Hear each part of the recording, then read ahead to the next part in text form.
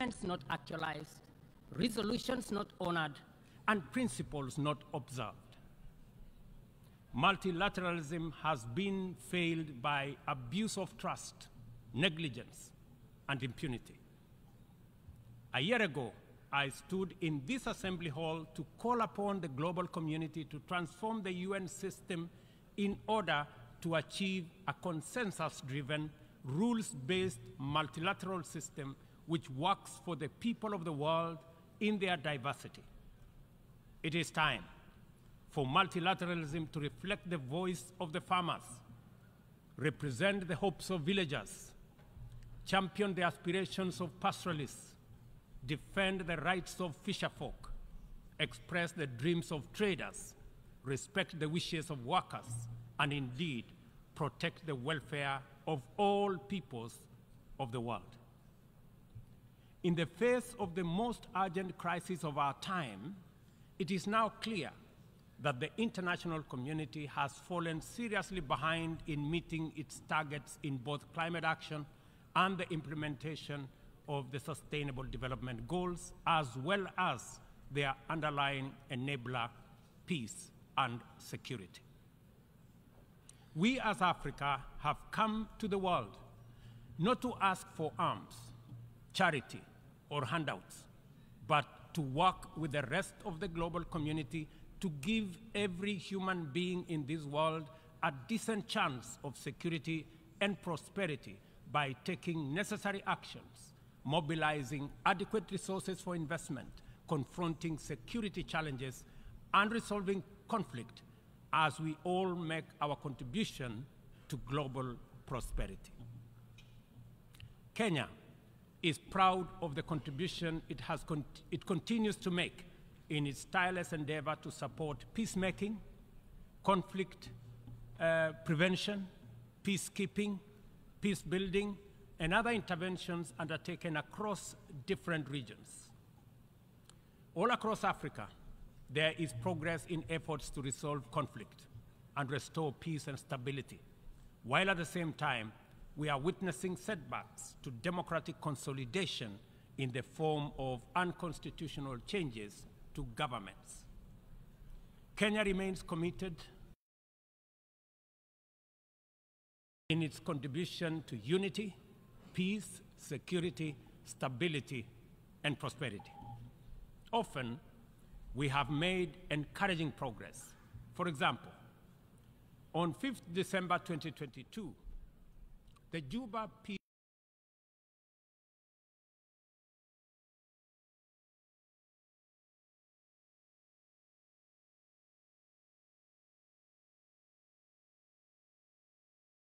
mistrust between the global north versus the global south, developed versus developing, rich versus poor, polluters versus victims, and net emitters versus net victims, which complicate and frustrates multilateralism, is the inevitable result of promises not kept, commitments not actualized, resolutions not honored, and principles not observed. Multilateralism has been failed by abuse of trust, negligence, and impunity. A year ago, I stood in this assembly hall to call upon the global community to transform the UN system in order to achieve a consensus-driven, rules-based multilateral system which works for the people of the world in their diversity. It is time for multilateralism to reflect the voice of the farmers, represent the hopes of villagers, champion the aspirations of pastoralists, defend the rights of fisherfolk, express the dreams of traders, respect the wishes of workers, and indeed protect the welfare of all peoples of the world. In the face of the most urgent crisis of our time, it is now clear that the international community has fallen seriously behind in meeting its targets in both climate action and the implementation of the Sustainable Development Goals, as well as their underlying enabler, peace and security. We as Africa have come to the world not to ask for alms, charity, or handouts, but to work with the rest of the global community to give every human being in this world a decent chance of security and prosperity by taking necessary actions, mobilizing adequate resources for investment, confronting security challenges, and resolving conflict as we mobilizing adequate resources for investment, confronting security challenges, and resolving conflict as we mobilizing adequate resources for investment, confronting security challenges, and resolving conflict as we mobilizing adequate resources for investment, confronting security challenges, and resolving conflict as we mobilizing adequate resources for investment, confronting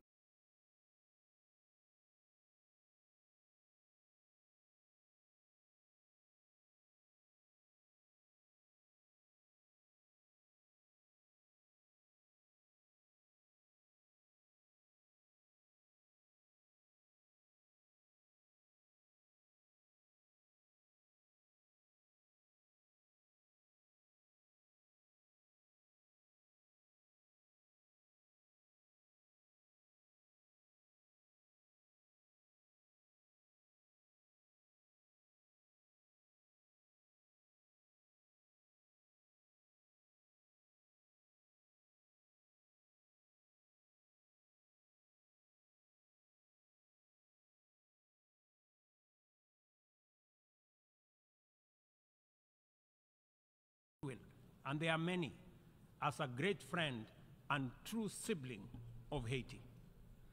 We urge the United Nations to urgently deliver an appropriate framework to facilitate the deployment of multinational security support. We urge the United Nations to urgently deliver an appropriate framework to facilitate the deployment. We call on the Security Council to contribute positively by approving a resolution under Chapter 7 that tailors the security support mission to the specific needs of Haiti and its people.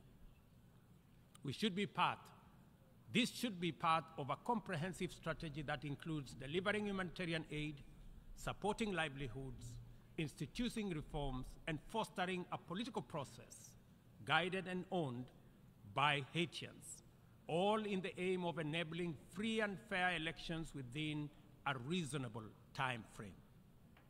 We are encouraged by many countries which have already stepped forward to take part in this solidarity.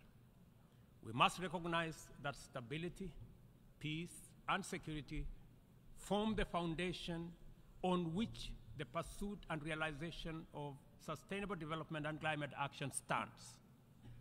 This realization must enable us formulate strategies which treat these initiatives as interconnected, mutually reinforcing, and complementary dimensions of a single agenda. The tragic spectacle of young people from Africa boarding rickety contraptions to gamble their lives away on dangerous voyages in pursuit of opportunities abroad, either as conflict, climate, or economic refugees, is a statement of the failure of the global economic system. At the recently concluded Africa Climate Summit in Nairobi, we undertook to begin the journey to course correct and execute a paradigm shift in our pursuit for development and climate action. First, we recognize that both climate action and sustainable development goals must be pursued simultaneously with greater resolve, urgency, and ambition. No meaningful development can take place in countries that are also struggling with climate shocks, and yet, at the same time, the frequency of climate emergencies impedes any meaningful development. As a defining outcome of the Africa Climate Summit, we committed Africa to consider the dual problems through an opportunity lens and deliver effective solutions by pursuing a fresh trajectory. Development is a basic necessity for every society. It must happen one way or another. There should be no doubt about that. Annually, 30 million young people in our continent need jobs, and many more need food. Half of our continent is in the dark without access to electricity in 2023, while hundreds of millions can only cook using biomass because they have no electricity. This is why the commitment of African nations in the Nairobi Declaration is both radical and transformative. Development, in our opinion, is a fundamental imperative, and green growth is the only sustainable way to achieve it. From our standpoint, there is no need to be trapped in a false choice. Sustainable development is robust climate action, and climate action is development. Africa's potential is defined by abundant and diverse resources, ranging from a youthful, highly skilled, and motivated young population, immense renewable energy potential, and mineral resources, including critical minerals, and extensive natural capital endowment, including 60% of the world's unutilized arable land. Capital and technology can find no better returns anywhere than the tremendous investment opportunity in Africa's potential. Such investment would drive green growth, creating jobs and wealth, while decarbonizing global production and consumption. Further, the investments would also connect over 600 people to clean electricity, provide clean cooking to about 1 billion people, finance green manufacturing, including e-mobility, transform African agriculture and food systems, including the manufacture of green fertilizer, process vast tonnage of steel, aluminum, and lithium required by new green industries, and enable our young people find the livelihoods they desire at home, and reverse the tide of migration in the opposite direction. To unlock financing at scale and create incentives for investment at scale in green opportunities, the Nairobi Declaration makes the reform of the international financial system a priority. No meaningful climate action or development can take place in conditions of financial distress. According to IMF data, as of last month, 10 low-income countries were already in debt distress, and 52 are at high or moderate risk of falling into debt distress. The 3.3 billion people in these countries are trapped in a vicious circle of emergency responses, reconstruction, and recovery from more frequent climate shocks, which diverts resources away from both development and climate action, and sucking vulnerable countries into a downward spiral of debt and environmental stress. The global community must therefore develop a debt restructuring initiative that does not wait for nations to plunge over the cliff into debt distress before providing relief. Rather, the new sovereign debt architecture should extend the tenure of sovereign debt and provide a 10-year grace period for countries that are in debt distress. The second financing intervention relates to concessional financing. It is time to work with the international financial institutions to provide more concessional loans, approximately to the tune, in our estimation, of about $500 billion, and to provide increased liquidity support through special drawing rights with a minimum target of what was obtained during the COVID pandemic of $650 billion.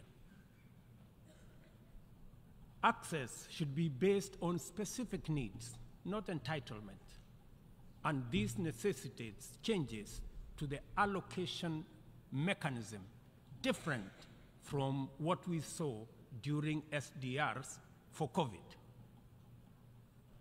The third critical reform is that of the financial market reorganization. The entire system of risk assessment and the opaque methodologies employed by credit rating agencies and risk analysis needs to be overhauled at the minimum. We must all recall the miscalculation of subprime mortgage risks by these agencies 2 decades ago, which precipitated a financial crisis whose effects reverberate to date, and ask the following question: on what basis should we believe that their methodologies are better at assessing risk in faraway frontier markets like ours that are far much more complicated to measure objectively than in assessing the value of financial assets in the markets where they actually operate, and which they got so disastrously wrong? If they got it wrong then, I bet you they have it wrong now.